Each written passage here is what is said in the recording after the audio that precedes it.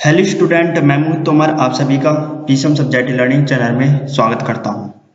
दोस्तों, आज की इस वीडियो का जो हमारा टॉपिक है वह है वैद्युत क्षेत्र। तो दोस्तों, आज की इस वीडियो में मैं आपको वैद्युत क्षेत्र के बारे में बताने वाला हूं कि वैद्युत क्षेत्र किसे कहते हैं और वैद्युत क्षेत्र की परिभाषा एग्जाम में किस तरीके से लिखनी चाहिए। और दोस्तों, मैं आपको आज के इस वीडियो में वैद्युत क्षेत्र को एग्जाम्पल सहित समझाऊंगा। तो दोस्तों, वीडियो शुरू करने से पहले आप सभी से रिक्वेस्ट है, यदि आपने अभी तक हमारे YouTube चैनल को सब्सक्राइब नहीं किया है तो दोस्तों सब्सक्राइब कर दीजिए तथा उसके आगे की बेल आइकन भी प्रेस कर दीजिए, ताकि दोस्तों जब भी मैं नई वीडियो अपलोड करूं इस वीडियो की नोटिफिकेशन आपको सबसे पहले मिल सके। तो शुरू करते हैं दोस्तों आज की इस वीडियो को।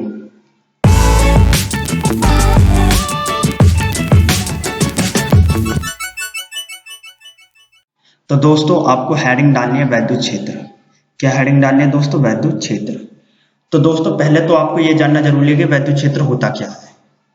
ठीक है दोस्तों, किसी वैद्युत आवेश के चारों ओर का वह क्षेत्र जिसमें कोई अन्य आवेश आकर्षण अथवा प्रतिकर्षण बल का अनुभव करता है, वैद्युत अथवा वैद्युत बल क्षेत्र कहलाता है।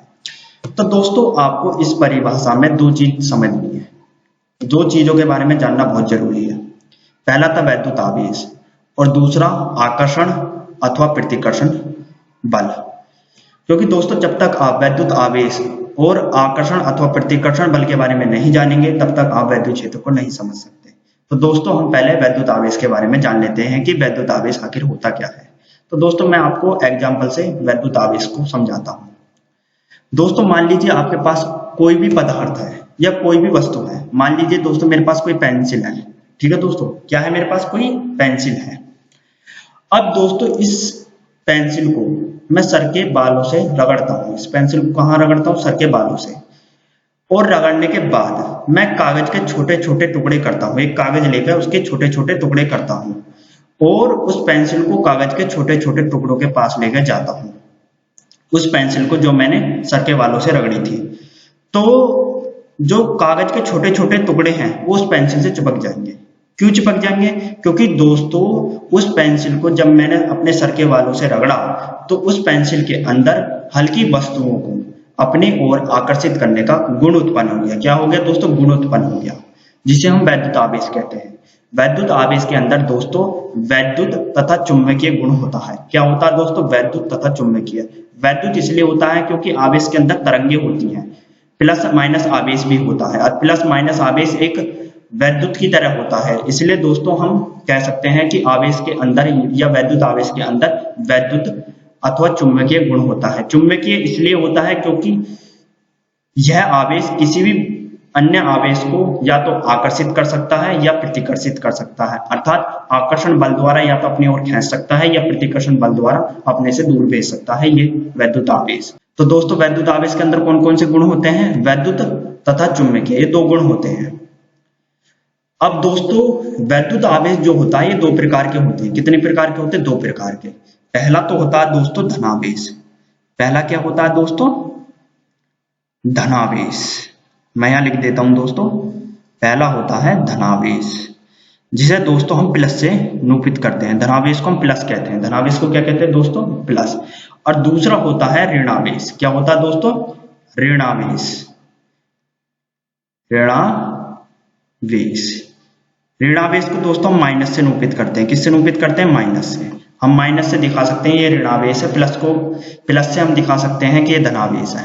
तो दोस्तों, वैद्युत आवेश कितने प्रकार के होते हैं? दो प्रकार के। पहला धनावेश, दूसरा ऋणावेश। धनावेश को प्लस से, ऋणावेश को माइनस से। ठीक है दोस्तों, इतनी बात आपको समझ में आई?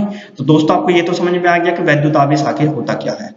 अब जानते हैं कि आकर्षण अथवा प्रतिकर्षण बल क्या होता है। यदि कोई वस्तु किसी अन्य वस्तु को अपनी ओर आकर्षित करती है तो वो केवल आकर्षण बल द्वारा आकर्षित करती है। दोस्तों, किसके द्वारा आकर्षित करती है? आकर्षण बल द्वारा। और जब कोई वस्तु किसी अन्य वस्तु को अपने से दूर भेजती है तो केवल प्रतिकर्षण बल द्वारा भेजती है, क्योंकि वह वस्तु उस दूसरी वस्तु पर प्रतिकर्षण बल लगा देती है, जिसके कारण वह वस्तु उस वस्तु से दूर भग जाती है, मतलब दूर हट जाती है। तो किसके कारण होता? प्रतिकर्षण बल के कारण। तो आकर्षण बल तो किसी वस्तु को अपनी ओर खींचता है, और प्रतिकर्षण बल क्या करता है दोस्तों, किसी वस्तु को अपने से दूर भेजता है। तो दोनों चीज समझ में आ गई, आकर्षण बल पास बुलाता है, प्रतिकर्षण बल दूर भेजता है, सीधी आम भाषा में समझिए। तो दोस्तों आपको आकर्षण बल भी समझ में आ गया, प्रतिकर्षण बल भी समझ में आ गया। अब जानते हैं वैद्युत क्षेत्र क्या होता है। तो दोस्तों देखिए, ये कह रहा है कि किसी वैद्युत आवेश के चारों ओर का वह क्षेत्र जिसमें कोई अन्य आवेश आकर्षण अथवा प्रतिकर्षण बल का अनुभव करता है, वैद्युत अथवा वैद्युत बल क्षेत्र कहलाता है।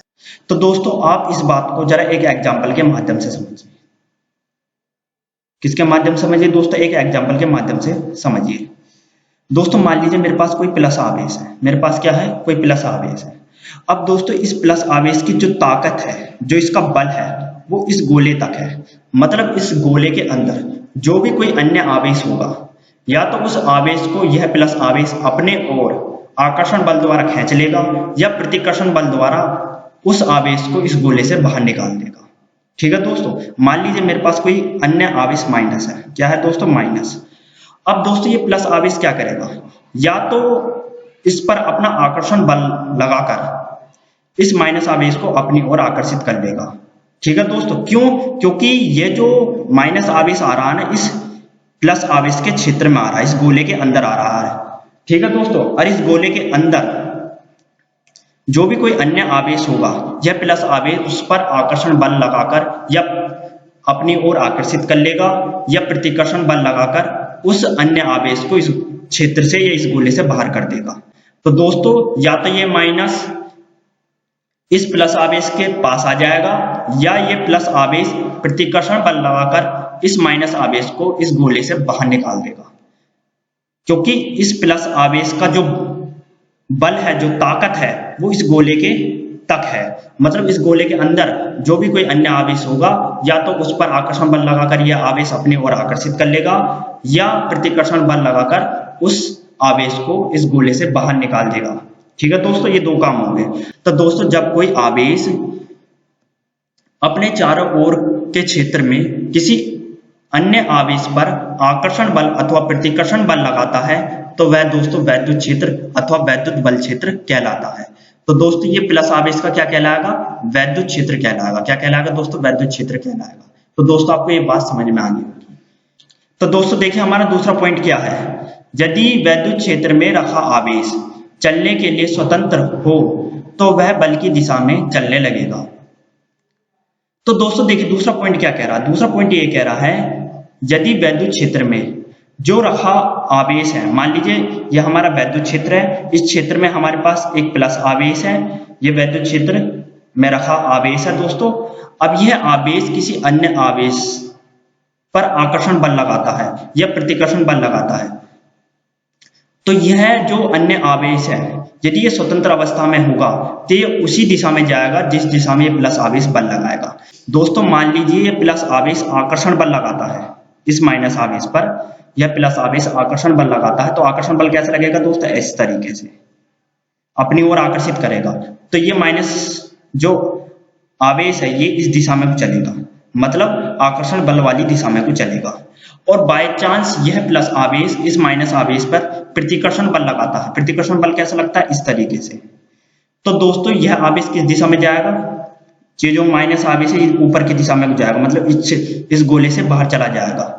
तो ये किस दिशा में जाएगा, बल की दिशा में जाएगा। ये प्रतिकर्षण बल की दिशा है, ये आकर्षण बल की दिशा है। तो दोस्तों जो भी अन्य आवेश यदि स्वतंत्र अवस्था में है तो वह उसी दिशा में जाएगा जिस दिशा में दूसरा आवेश बल लगा रहा है। तो दोस्तों आपको ये पॉइंट भी समझ में आ गया होगा। दोस्तों हमारा अगला पॉइंट है, यदि बल की दिशा निरंतर बदलती रही है तो आवेश के चलने की दिशा भी निरंतर बदलती जाएगी। तो दोस्तों तीसरा जो हमारा ये पॉइंट है, इस पॉइंट का कहने का मतलब ये है यदि ये प्लस आवेश अपना स्थान चेंज करता है तो दोस्तों ये जो प्लस आवेश किसी अन्य आवेश पर जो आकर्षण बल अथवा प्रतिकर्षण बल लग रहा होगा तो उस अन्य आवेश की दिशा भी बदल जाएगी। मान लीजिए प्लस आवेश यहाँ आ जाता है और यहाँ से किसी अन्य आवेश पर बल लगाता है तो इस माइनस आवेश की भी दिशा बदल जाएगी। यदि दोस्तों ये प्लस आवेश अपना स्थान चेंज करेगा तो ये माइनस आवेश भी अपनी दिशा चेंज कर लेंगे। यदि बाई चांस ये प्लस आवेश यहाँ आता है तो ये जो माइनस आवेश है ये भी माइनस आवेश अपनी दिशा चेंज कर लेगी। तो दोस्तों कहने का मतलब यही है, यदि कोई भी आवेश अपना स्थान चेंज करता है तो जो अन्य आवेश है वो भी अपनी दिशा बदल लेंगे। जिस तरीके से ये प्लस आवेश अपना स्थान बदलता है उसी तरीके से माइनस आवेश भी अपनी क्या बदल लेगी, दिशा बदल लेगी। तो दोस्तों आपको ये तीसरा पॉइंट भी समझ में आ गया होगा। तो दोस्तों यदि आपको हमारी ये वीडियो पसंद आई है तो लाइक सब्सक्राइब शेयर जरूर कीजिए। दोस्तों आपको हमारी वीडियो देखने का बहुत बहुत धन्यवाद।